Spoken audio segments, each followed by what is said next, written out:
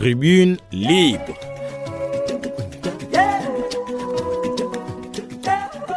François Mukanda.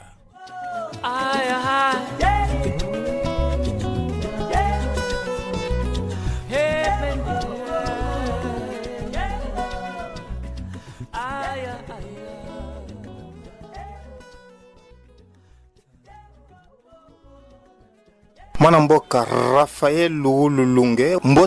mbote ndeko bato bakomi tuna eloko nini esengele salama po ete libala oyo ya FCC cash etika ko réserver ba surprise na peuple congolais po bosenga peuple ezali ba réalité bozali ko présenter ba intention de fois ya mabe ba agenda caché nzoka nde peuple angani azali ko risquer komona ke mbongo na solo yete nini esengele salama po ete bino nyonso bo silisa makambo na bino na kati kuna me peuple akoka nécessairement komona musale ezali kokoba na boyokani bosenga ya peuple eza bosenga oyo biso nyonso toza kotalela tata mokonzi ya mboka Félix Tshisekedi na gouvernement ya premier ministre Sylvestre Ilunga anomaki ba mandataire mais bakota na misala te kino moya lelo bino FCC bolakisi motema mabe ba agenda caché et peuple azali témoin oyebi na bosenga oyo ya peuple oza koloba bato mingi baza na confusion FCC to coalition FCC cash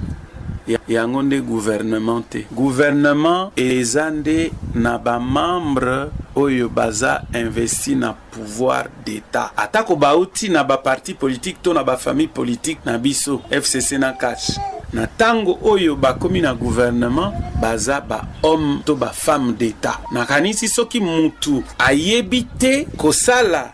bokabwani wana nde ezomema makambo neti oyo na Assemblée nationale ya ndeko Jean-Marc Kabund ayebite tango nini aza militant ya UDPS tango nini aza homme d'état vice-président ya Assemblée nationale. Raphaël Lulunge nazo rappelé kozali secrétaire général adjoint ya mouvement social pour le renouveau MCR chargé à organisation pe implantation mpe moko ya ba communicateur ya Front commun pour le Congo totondi atondi bino botondi merci François Mukanda atondi bino botondi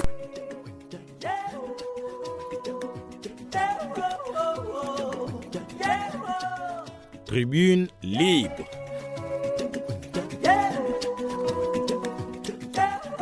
François Mukanda.